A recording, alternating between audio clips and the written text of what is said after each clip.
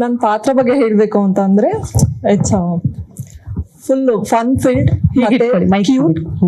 Okay, ಒಂದು cute ಪಾತ್ರ. ಆಕ್ಚುಲಾಗಿ ಯಾರಿಗೂ ನೋವು ಕೊಡೋಕ್ಕೆ ಇಷ್ಟಪಡದೇ ಇರೋವಂಥವ್ರು, ಒಂದು ಸಿಂಪಲ್ ಆಗಿ ಏನು ಅವ್ರಾಯ್ತು ಅನ್ನೋ ಅವ್ರ ಪಾಡಿಗಿರೋ ಅಂತ ಒಂದು ಪಾತ್ರ. ಬಟ್ ಯಾರಾದರೂ ತಪ್ಪು ಮಾಡಿದ್ರೆ ಅವ್ರಿಗೆ ಶಿಕ್ಷೆ ಆಗಲೇಬೇಕು ಅನ್ನೋವಂಥ ಒಂದು ಕ್ಯಾರೆಕ್ಟರ್.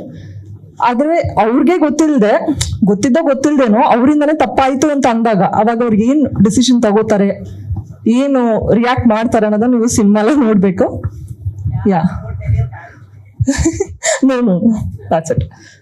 ಸೊ ಯಾ, ನೋಡಿದ್ದೀರಾ, ಸಾಂಗ್ ನೋಡಿದ್ರಿ, ಟೀಸರ್ ನೋಡಿದ್ರಿ, ಏನು ಅನ್ನಿಸ್ತು ಅಂತ ಹೇಳಬೇಕು. ನಾವು ಮಾತಾಡೋದಕ್ಕಿಂತ ನೀವು ಮಾತಾಡಬೇಕು, ಪಬ್ಲಿಸಿಟಿ ಆಗಬೇಕು. ಬರ್ತಾ ಇದ್ದೀನಿ ಫಸ್ಟ್ ಟೈಮ್. ನಮ್ಮ ಮಮ್ಮಿ ಇಲ್ಲಿದ್ದಾರೆ, ತುಂಬ ಖುಷಿ ಆಗ್ತಾ ಇದೆ. ನಿಮ್ಮೆಲ್ಲರೂ ಬ್ಲೆಸ್ಸಿಂಗ್ ಇದ್ರೆ ಇನ್ನೂ ಚೆನ್ನಾಗಿ ಬೆಳಿತೀನಿ ಅನ್ನೋ ನಂಬಿಕೆ ಇದೆ. Thank you so much. Sanjay ಸರ್ಗೆ ಡೆಬ್ಯೂನಾ?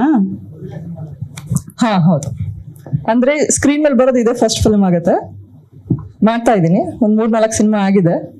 So yeah, this will be my first film screen ಮೇಲೆ ಬರೋಕ್ಕೆ.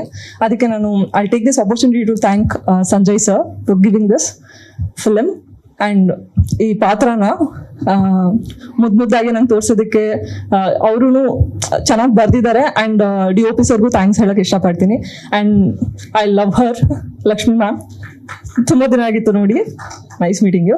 ಆ್ಯಂಡ್ ರಾಗಿಣಿ ಅವ್ರ ಜೊತೆಲಿ ವರ್ಕ್ ಮಾಡಬೇಕಂದ್ರೆ obviously she is a senior, but ಅವ್ರ ಆ ಥರ ನಡ್ಕೊಂಡಿಲ್ಲ.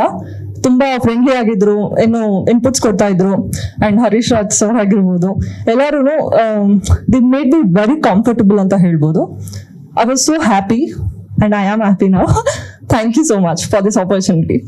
ಸಂಪೂರ್ಣ ನ್ಯೂಸ್, ಇದು ನೊಂದವರ ಧ್ವನಿ.